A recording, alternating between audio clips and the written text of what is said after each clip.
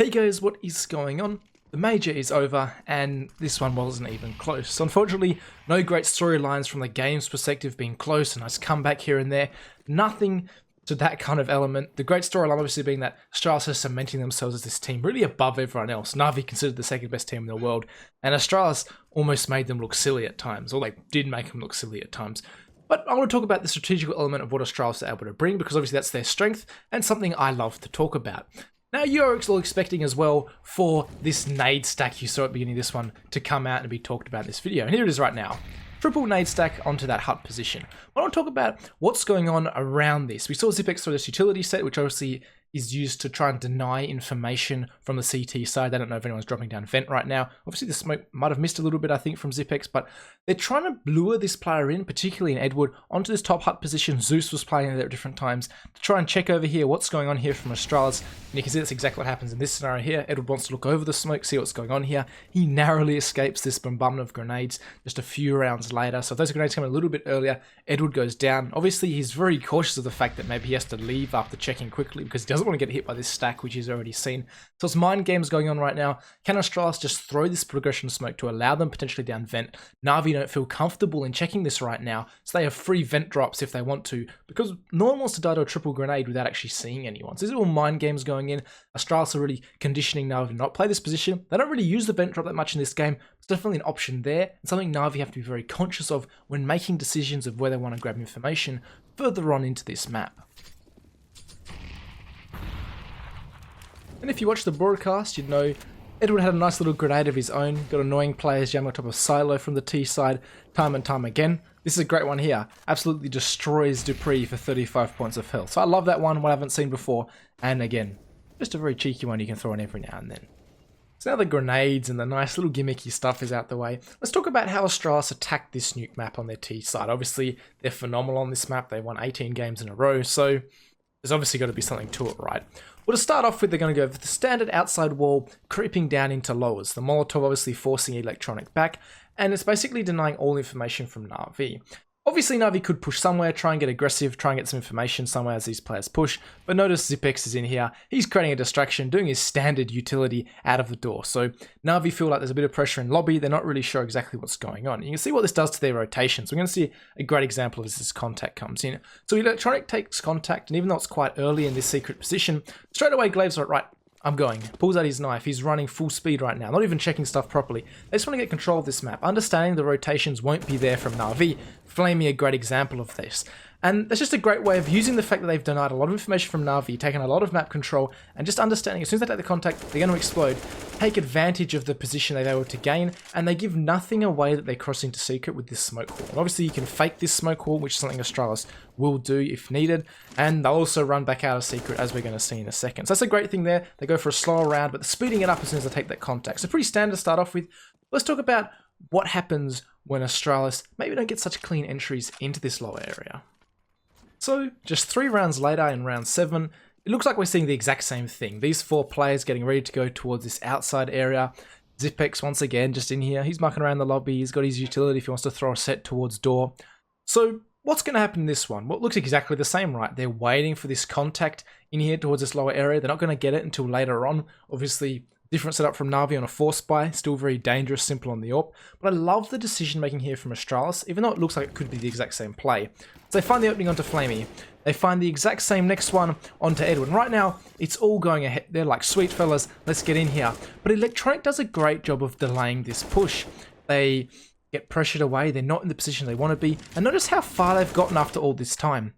The map sucks, I've got that nuke. But if we continue through, we can see that they're not out decon. Magisk is in this position here. He's not on position in towards the ramp area. Dupree also stuck in towards vent. Glaive hasn't made any pressure down towards that double doors. So in this time, Electronic has done a pretty good job of delaying this, and they're not quite in the positions they'd want to be like the previous round. They got out very fast. They'll be able to catch Flamey trying to rotate in. So you can see they're thinking right now, right, even though we've killed 3 players, they're probably all rotating towards here, which is exactly what Simple with the AWP has done. His teammates done a good enough job. Electronic's delayed. He was able to rotate in here from the ramp. Obviously not the longest rotation, but he's definitely here to try and get something done.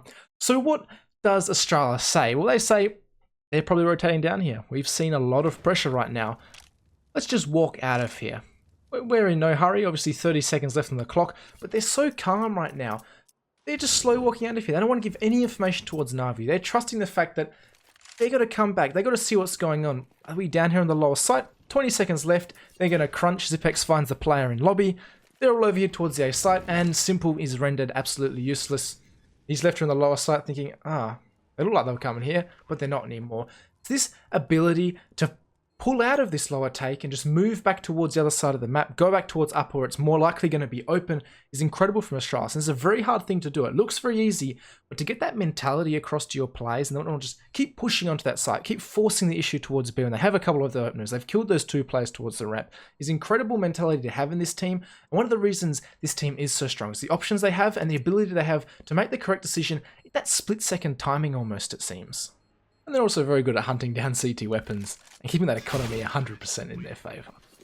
Other times I have the idea to do this straight out of spawn. Round 6 we see a very fast uppers hit with just basic utility outdoor. You can see Dupree's looking for an opening, the players actually wrapping over this silo position very quickly, and works out quite well for them. Dupree's going to find this kill, and this is quite a successful upper rush. And notice this is after rounds 4 and 5 where they were quite slow outside going down that lowest position, so a complete change of the pace. And they've just bullied their way into this site, all 5 players concentrating in towards this bomb site.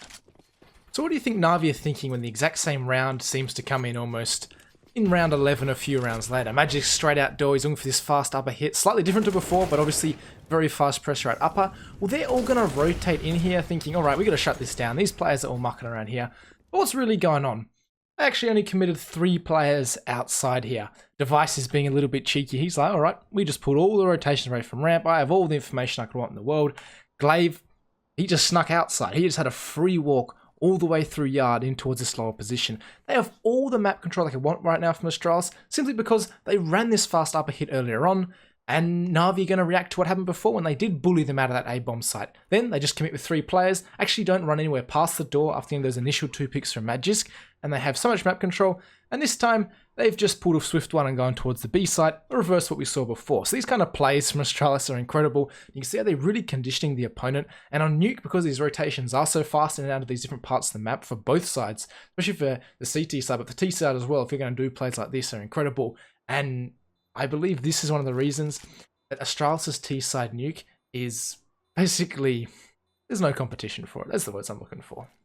And basically that's all you had to know about nuke. They win 11 T-side rounds, and once that happens, you're really going to be struggling. And then this gets topped off with something that was covered on the broadcast a lot, but Glaive throws this smoke out. Obviously they don't want to run through the smoke because Electronics not looking at it, but there it is, the smoke there. They don't want to run through it. They don't want to really face into these CZs on the other side. They want to spray there. But look what this does to the Na'Vi sides. They all just come to a standstill because their utility is thrown, their smokes are out, and they're now very scared almost, a little bit too scared in my opinion, which costs them the round to cross this outer site. They got to just all peek together, try and take these fights, flash out. They got to make a decision, and they seem very, very tentative. Electronic eventually crosses, everyone else is like, I'm not sure right now, let's just hang around here, let's just wait till there's 30 seconds left. Edward stays on top of Hut before eventually he's going to come right now, actually running, giving away the information, and you can see by the time the players get down here, Astralis have everything they could potentially want. 20 seconds left on the clock. Device is just going to rotate down here, get into position, and I think you guys probably saw the rest of the broadcast, and this was really the tipping point. I mean, 11 T rounds, you probably already won as Astralis, but as soon as this happens, even though they get eco'd back a couple of times, that's the game over.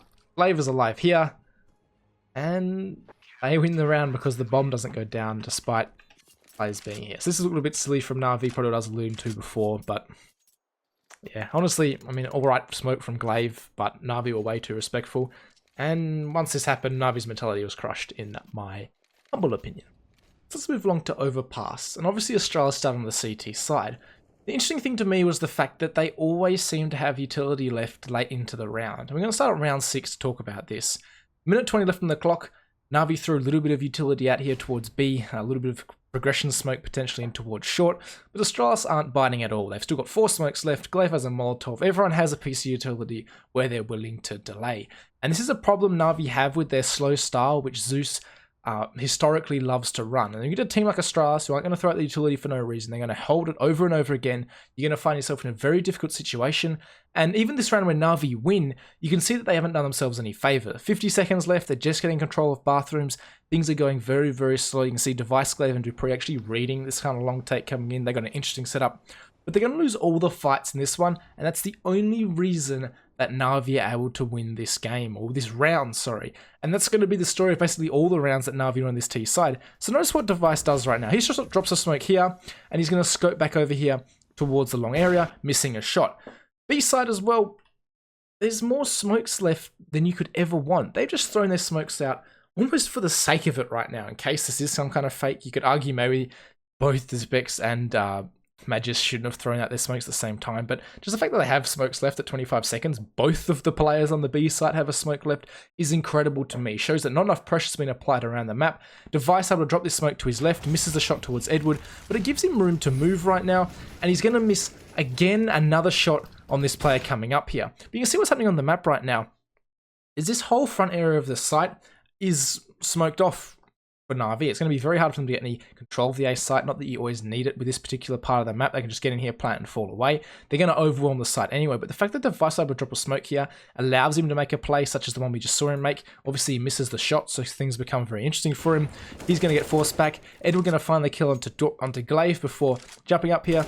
Dupree gets pinched as well because the players from site able to turn around and get him. So the fact that they lose all these fights makes it very, very difficult for Astralis to potentially win this round. But you can see how much utility they have left, and these kind of entries and Device missing these shots are not going to happen every single time. So if you're a Na'Vi, this is still a very worrying sign to me in round 6 that they just won, even though they went with 4 players left alive, because they haven't done a good job getting at this utility out from Astralis, and Astralis had everything they needed to win that round, except of course the fact that they missed all the shots.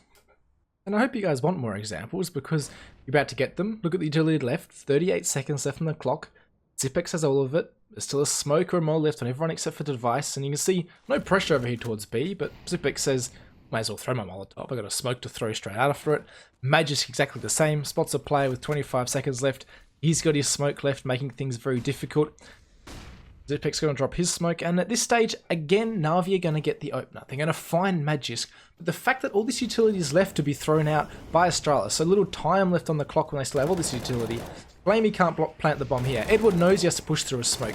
Exactly the same from Simple. And Zipex able to just clean them all up because they're coming in a massive disadvantage situation through all that utility left by Astralis.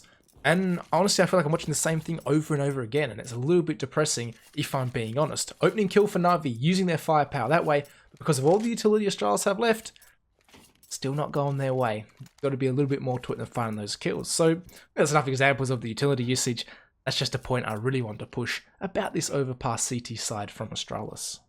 And the reason I say over and over again, because you can see in round 8 here, very common theme, again, Cipic's able to drop his smoke. I'm not going to break this one down just for the sake of time, but it was happening in quite a common theme throughout this entire half from Na'Vi. And I'm going to leave you guys the nice fast heaven smoke from Glaive, and an absolutely dominating second half pistol from Astralis, the point at which I thought the game was pretty much done. But make sure to like and subscribe to this channel if you did enjoy this kind of content, and I'll catch you all in the next video.